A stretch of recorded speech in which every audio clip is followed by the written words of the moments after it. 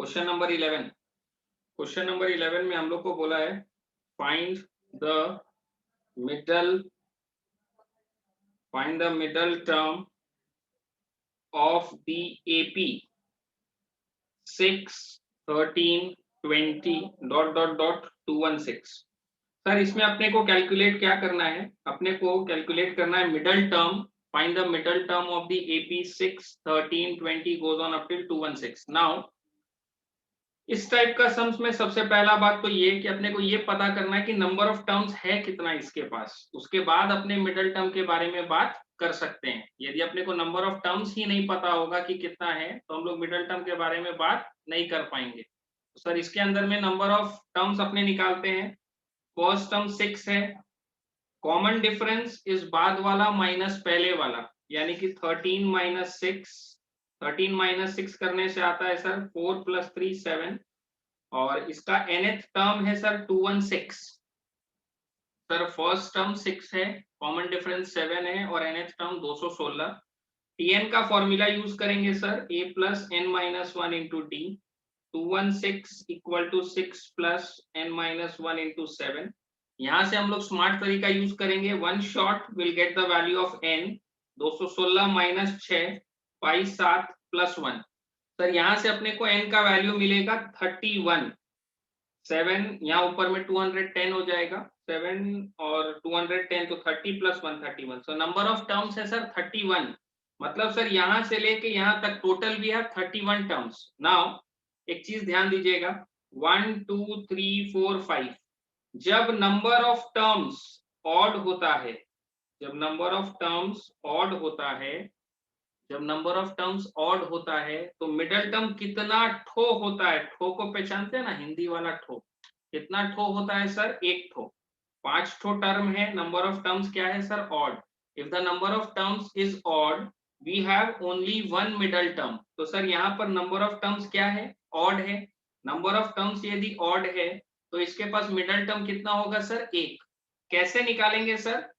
ये वाला एग्जाम्पल में 5 टर्म है अपने पास और मिडल टर्म है सर 3। तो क्या किए करेंगे? 5 + 1, 5 + 1 divide by 2, 5 + 1 is 6, 6 divide by 2 करने से सर 3 आता है। तो सर 31 टर्म्स टोटल मेरे पास है।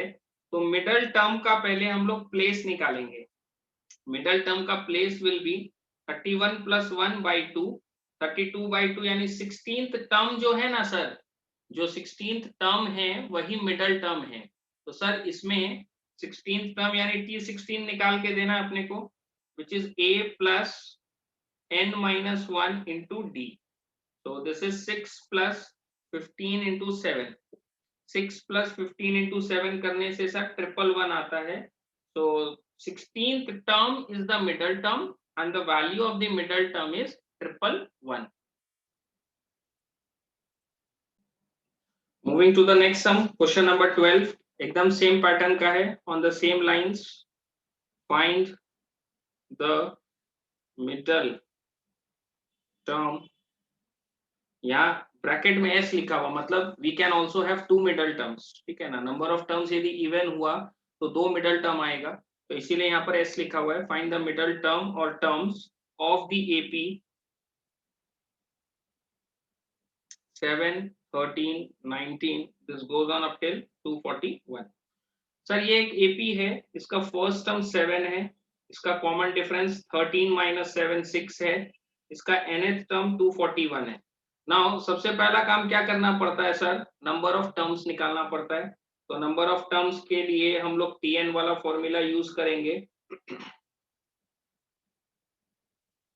Sir one shot answer for the value of n, 241 - 7 by 6 + 1। इसमें अपने 241 - 7 करेंगे, डिवाइड बाई 6 करेंगे और +1 करेंगे। यहाँ से n का वैल्यू सर 40 आएगा।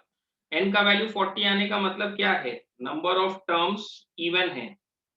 सर यदि नंबर ऑफ टर्म्स इवन है so let us take an example 1 2 3 4 5 6। मान लीजिए 6 टर्म है आपके पास, तो नंबर ऑफ टर्म्स इवन हुआ। नाउ 6 टर्म होने से 2 इधर से छोड़ो, 2 इधर से छोड़ो, बीच में कितना बचा सर? बीच में 2 बच रहा है। तो in case if the number of terms is even we have 2 middle terms, और ये दोनों मिडल टर्म को सर हम लोग कैसे कैलकुलेट करेंगे? ये जो 6 दिया हुआ है, 6 डिवाइड बाई 2 प्लस 1 करो तो इसका प्लेस आ जाएगा। 6 बाई 2 कितना होता है सर? 3। तो ये देखिए 4 वाला का प्लेस आ रहा है, और एक के लिए करना 6 बाई 2। तो सर यदि अपना नंबर ऑफ टर्म्स इवन है तो अपने टर्म का प्लेस निकालने के लिए क्या करेंगे? जितना टोटल नंबर ऑफ टर्म्स है उसको बाई 2 कर दो, तो 6 by 2 third, this will give you the third, and 6 by 2 यानी 3 प्लस 1 4, तो this will give you the fourth place. तो करना क्या है sir? If the number of terms is even, अपना मिडल टर्म होगा एक तो 40 बाई 2 एंड दूसरा होगा 40 बाई 2 प्लस 1, मतलब 20th term is the middle term and 21st term is also the middle term. Now what we have to do is we have to calculate T20, which is a plus n minus 1 into d, and T21 which is a plus 21 minus 1 into d. तो इससे मेरे को ये दोनों values मिल जाएगा, एक T20 का मिल जाएगा और एक T21 का। This is 121 and this is 127। तो सर इस सम के हिसाब से 20th term and 21st term are the middle terms and the values are 121 and 127. Moving to the next sum, question number 13. Question number 13 में अपने को जो वेरीफाई करने बोला वो एक्चुअली थ्योरम है, so it can also be used as a theorem, but some number 13 में अपने को वेरीफाई करने बोल रहा है। Consider the AP 2, 5, 8, 11 goes on up till 302. Show that twice of the middle term of the above AP is equal to the sum of its first and last term। थोड़ा ध्यान से सुनिएगा और समझने का कोशिश कीजिएगा। अपने को ये एपी दिया है 2, 5, 8, 11 goes on up till 302। अपने को ये एपी दिया है, बोला show that twice the middle term, तो पहले तो मिडल टर्म निकालना होगा। सर मिडल टर्म निकालने के लिए अभी ऑलरेडी हम लोगों ने 2 सम किया है, तो वही प्रोसेस को यूज करते हैं। इस एपी का फर्स्ट टर्म 2 है, कॉमन डिफरेंस 3 है, nth टर्म 302 है। इस डेटा को यूज करके अपने n का वैल्यू निकालेंगे। Tn is equal to a plus n minus 1 into d. So 302 is equal to 2 plus n minus 1 into 3. N is equal to 302 minus 2 by 3 plus 1. Sir, one short value for n, 300 divided by 3 which is 100 plus 1 which is 101. So sir number of terms क्या है इसके पास? odd है। If the number of terms is odd, अपने पास एक ही middle term होता है, और उस मिडल टर्म का प्लेस क्या होता है सर? 101। अभी थोड़ा देरी पहले हम लोग किए थे, उसमें प्लस 1 करके बाई 2 करना है अपने को, तो 102 by 2 which is 51st term is the only middle term of this AP। तो अपने T51 का वैल्यू निकालते हैं, a plus n minus 1 into d, so this is 2 plus 50 into 3 which is 152। now अपने को मिडल टर्म पता चल गया।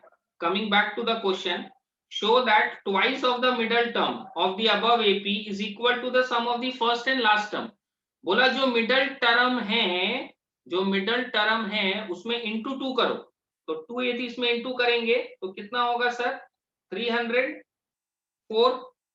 150 इंटू 2 कितना होता है सर? 300। 300 और इधर में 4, 304। नाउ फर्स्ट टर्म और लास्ट टर्म को ऐड करो। सर फर्स्ट टर्म क्या है अपना? 2 और लास्ट टर्म कितना है? 302। तो first term plus last term करने से वही आएगा जो मिडल वाले टर्म में इंटू 2 करने से आएगा। Hence verified, hence proved. और आप लोग का इंफॉर्मेशन के लिए बता देते हैं 100 में 101 सम में ये सेटिस्फाई होगा, because this is a theorem. ठीक है ना, इसका वेरिफिकेशन हम लोग यहाँ किए हैं, but actually this is a theorem. क्या है थ्योरम सर? कोई भी गिवन एपी का आप मिडल टर्म निकाल लो, मिडल टर्म में इंटू 2 जब करोगे तो first term plus last term होगा। This is a theorem, this is verified already. Okay sir, moving to the next sum on this, question number 14. In question number 14, in the AP 1, 7, 13, 19, this goes on up till 415. Prove that the sum of the middle terms is equal to the sum of first and last term. Sir ये तो अभी थोड़ा देर पहले आप उस सम में 13 में बोले थे थ्योरम है, बट उसमें तो इंटू 2 करने बोल रहा था, इसमें तो बोल रहा मिडल टर्म का सम। देखो उस वाले सम में नंबर ऑफ टर्म्स क्या था अपने पास, ऑड था ना, तो जब नंबर ऑफ टर्म्स ऑड होता है तो मिडल टर्म एक ही होता है, उसमें इंटू 2 करने से first term plus last term होता है। लेकिन इस सम में नंबर ऑफ टर्म्स आएगा इवन, तो जब इवन नंबर ऑफ टर्म्स होता है तो मिडल टर्म अपने पास कितना होता है सर, 2। ये दोनों का सम करने से first term plus last term आता है, ये भी थ्योरम है, ध्यान रखिएगा। ऑड होगा तो वो वाला, इवन होगा तो ये वाला। ठीक है सर, इस एपी को पहले हम लोग लिखते हैं, और इस एपी का हम लोग first term 1, common difference 6, nth term 415, इस डेटा को यूज करके नंबर ऑफ टर्म्स निकालते हैं। तो Tn is equal to a plus n minus 1 into d. So this implies n equal to 415 minus 1 by 6 plus 1. मतलब कि सर इसमें अपने को पहले n का वैल्यू निकालना है जो कि 70 आएगा कैलकुलेट करने से। नाउ इसका जो नंबर ऑफ टर्म्स है सर वो इवन है, तो place of even middle terms, place of middle terms अपने निकालेंगे। Sir place of middle terms will be 70 by 2 and 70 by 2 plus 1। मतलब सर एक इसमें जो प्लेस है वो होगा 35th टर्म और एक प्लेस होगा सर 36th टर्म। तो अपने इसके अंदर में T35 कैलकुलेट करेंगे which is a plus 35 minus 1 into d which is 6, और T36 कैलकुलेट करेंगे a plus n minus 1 into d। Now this is 35 minus 1 which is 34, so 34 into 6 plus 1 करने से 205 आएगा, and this one is 35 into 6 plus 1 करने से 211। now middle terms है ये दोनों, इनका सम निकालो। सर 416 मिडल टर्म्स का सम कितना आ रहा है सर, 416। नाउ इसका first term plus last term करो, 1 plus 415, so 1 plus 415 is also 416, hence verified। तो अपने को क्या ध्यान रखना है सर, नंबर ऑफ टर्म्स यदि ऑड है तो मिडल टर्म में इंटू 2 करने से first term plus last term होता है। नंबर ऑफ टर्म्स यदि इवन है तो जो दो ठो मिडल टर्म है उनको ऐड करने से first term plus last term होता है। Moving to the next sum, question number 15।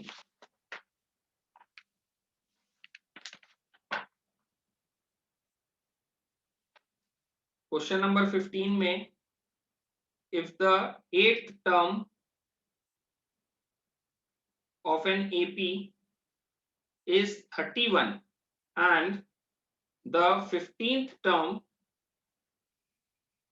is 16 more than the 11th term, comma, find the AP। थोड़ा ध्यान से सुनिएगा और समझने का कोशिश कीजिएगा। T8 8 टर्म अपने को दिया है कितना सर, 31, तो T8 का मतलब होता है a plus 8 minus 1 into d।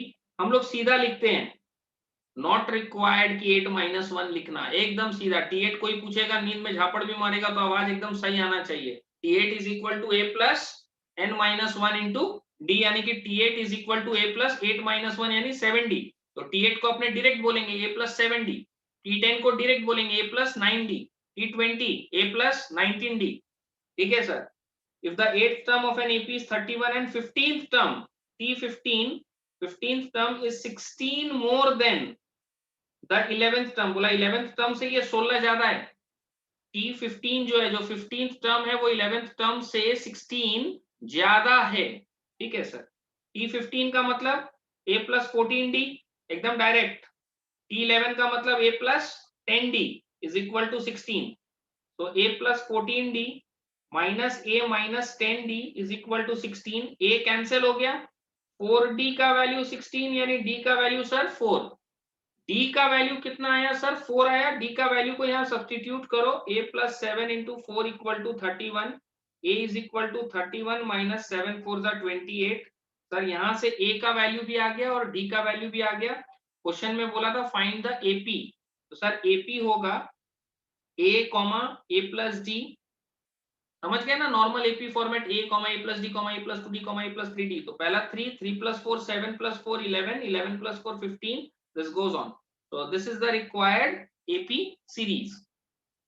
Okay sir, moving to the next sum on this, question number 16 same pattern का है। if the 10th term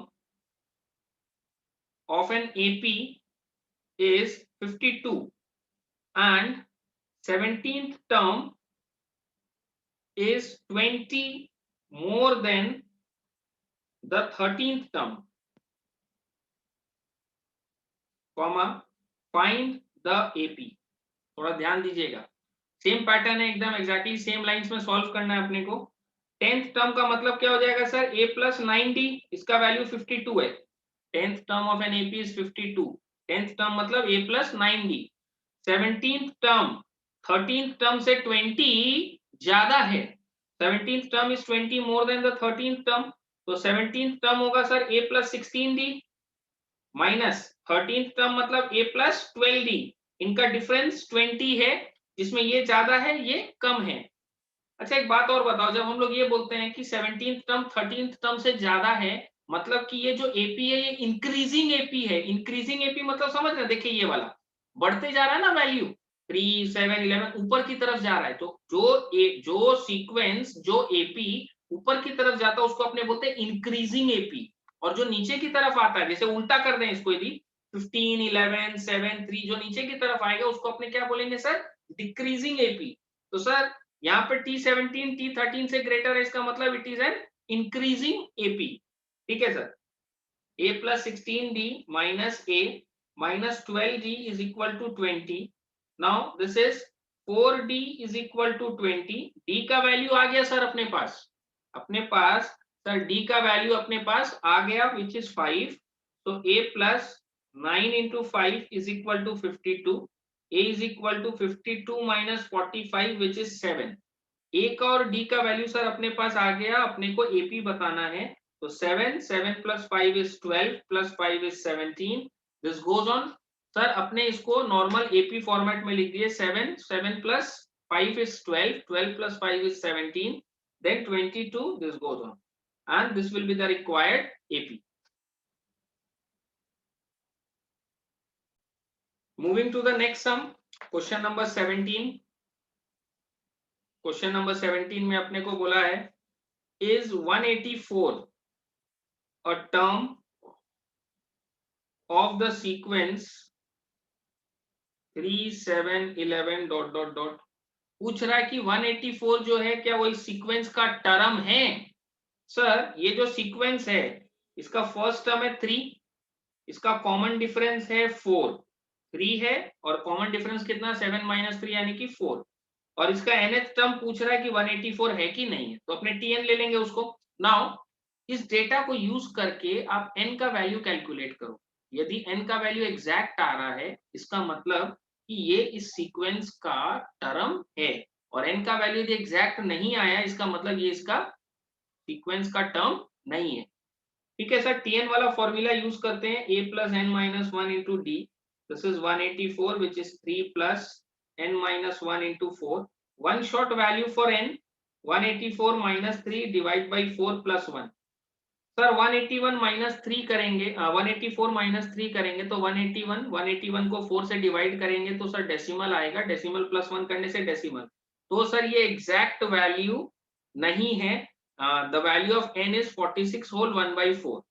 now अपने क्या बोलेंगे, since n is not a natural number, मतलब कि एग्जैक्ट वैल्यू नहीं है, since n is not a natural number, so 184 is not a term of the given sequence। Sir ये exact value होने से इसका टर्म होता है, एग्जैक्ट वैल्यू नहीं है तो इसका टर्म नहीं है। अब बच्चा लोग पूछता है सर ऐसा क्यों।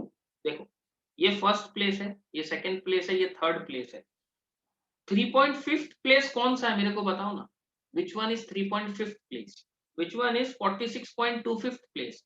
सर जो प्लेस होता है ना वो एग्जैक्ट होता है, या तो फर्स्ट या तो सेकंड या तो थर्ड या तो fourth. The place, the value of n, n तो प्लेस को डिनोट करता है ना, fifth place, seventh place.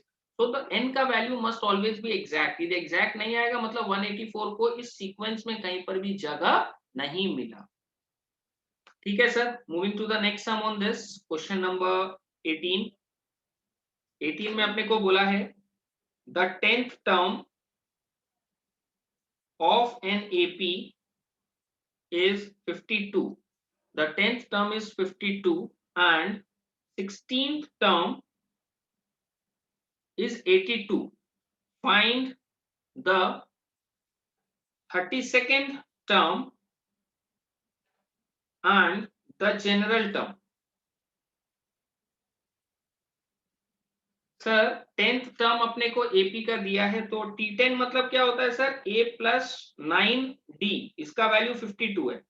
Sir 16th term दिया मतलब A प्लस 15D। अब ये दोनों इक्वेशन को हम लोग साइमल्टेनियसली सॉल्व कर लेंगे। इन दोनों इक्वेशन को साइमल्टेनियसली सॉल्व करने से अपने को D का वैल्यू मिलेगा विच इज 5।